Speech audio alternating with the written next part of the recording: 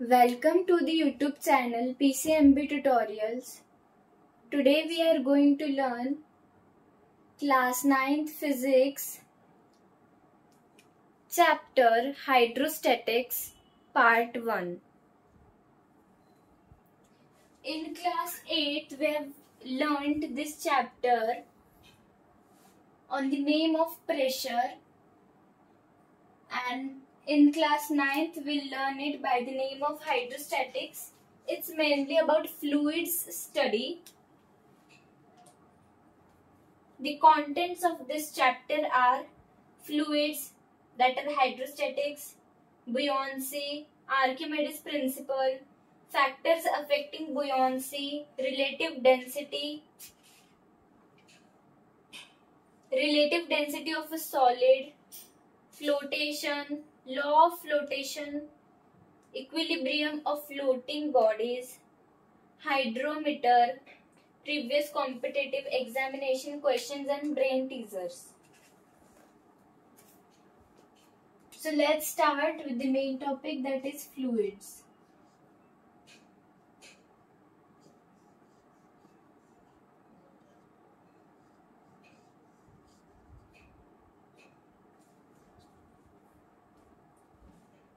A fluid is any substance which has no definite shape and has an ability to flow. Liquids and gases are fluids. As they have no definite shape and can flow, they take the shape of the container in which they are enclosed. Liquids are called non-compressible fluids and gases are called compressible fluids. Now, hydrostatics.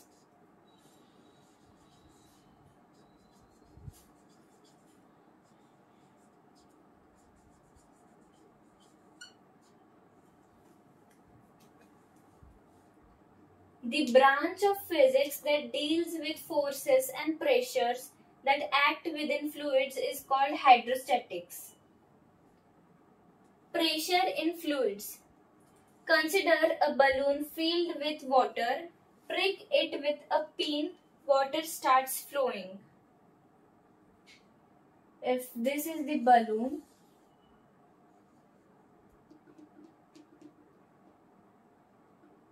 if we pricked it with a pin, it is filled with water. So the water will start flowing. Now if we put a finger to block the flow of the water, a certain pressure is left in our finger. This demonstrates that the fluid exerts pressure. The pressure exerted by the fluid is the same in all directions and at all points on the balloon. That is, pressure at points A, B, C and D are the same. If we take this point A, this point B, this point C and this point D, the pressure in all the points are same. Now the explanation of pressure of fluids on the basis of motion of molecules. Fluids are compressed of molecules. These molecules are in a state of continuous random motion throughout the volume of the fluid. They collide with each other and with the walls of the container. These collisions result in the pressure exerted by the fluid. This pressure is called fluid pressure. Since the motion of molecules is random, on an average, the same number of molecules travel in each direction.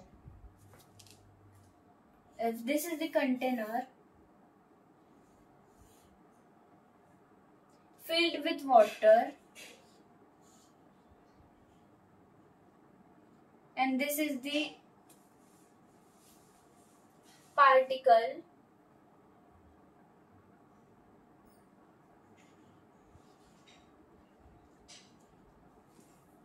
the fluid pressure at this point, this fluid pressure at this point is same in all the directions.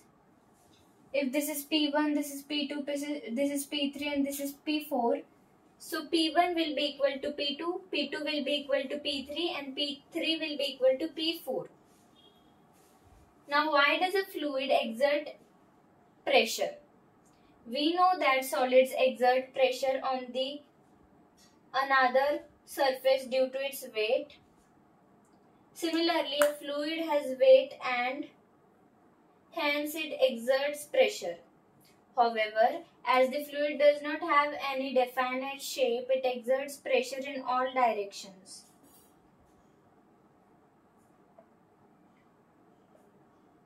Now, mathematical expression for pressure in fluids. Let us see.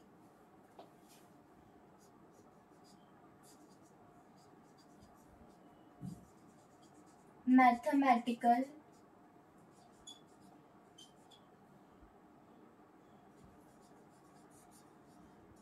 expression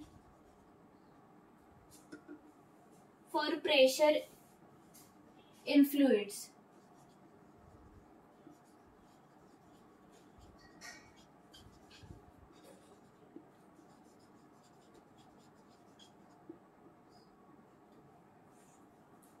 Consider a beaker filled with liquid having density D.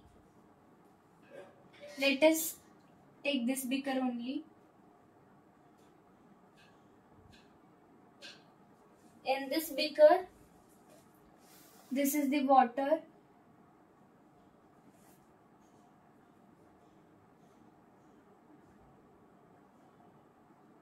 Let us first make the diagram given.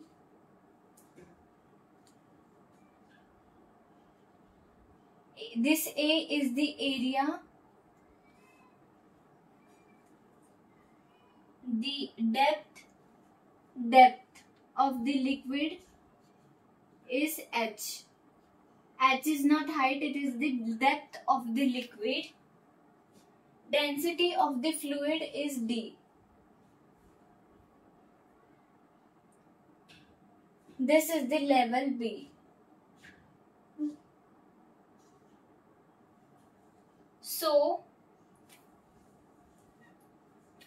imagine a cylindrical column of liquid with a horizontal area A at a level of B, level B, I'll write LB, and at a depth H below the surface of the fluid.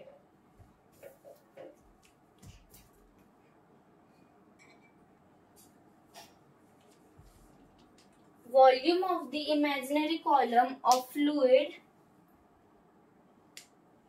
will be V is equal to area of cross section into height. V will be equal to area of cross section into height. Thrust on the cylindrical column.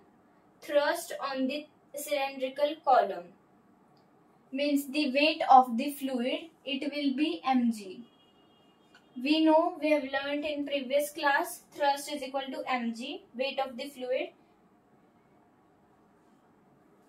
Mass, this mg.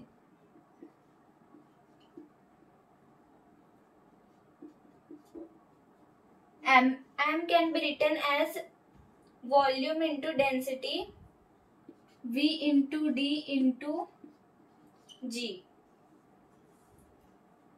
So thrust is A into H into D into G.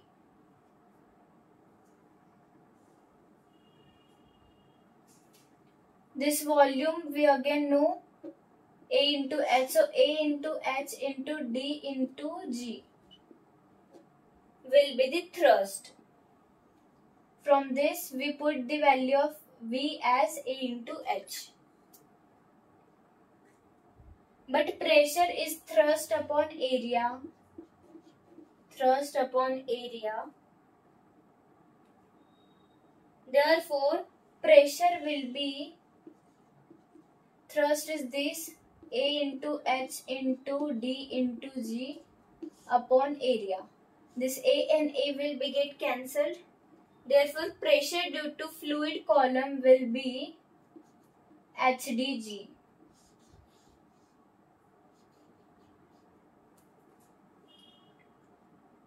Total pressure at a point in a liquid. In a liquid, this is the atmospheric pressure.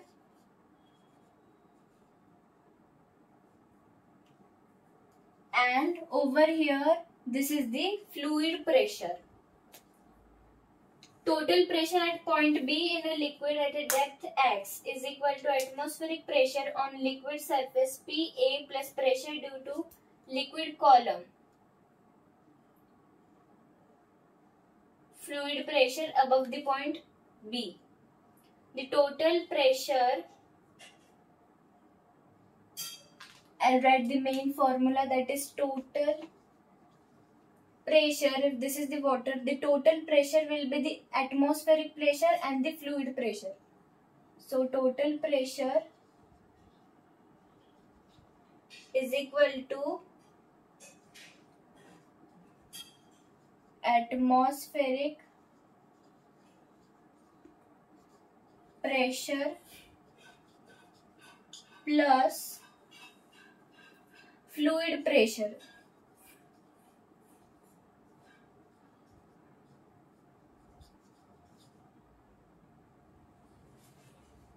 That is PA plus HdG. PA is atmospheric pressure and fluid pressure is HdG.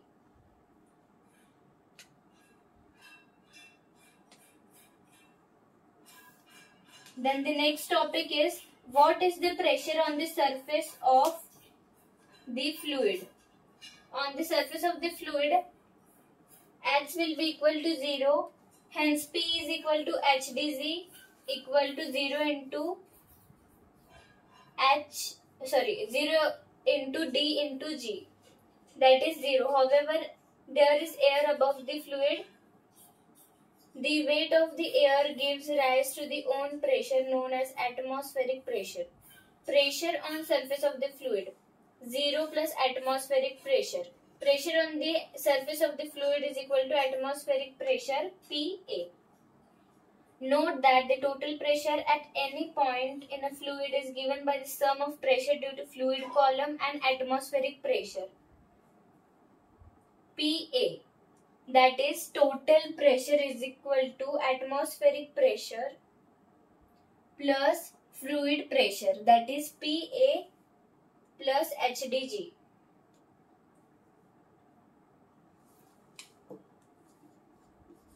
PA plus HdG.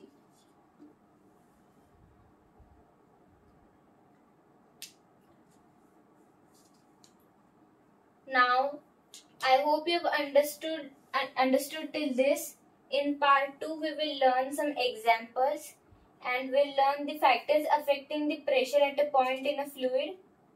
We'll discuss those factors. We'll see factors which do not affect fluid pressure and laws of liquid pressure. I hope you have understood till this. Thank you for watching. Let us meet in part 2.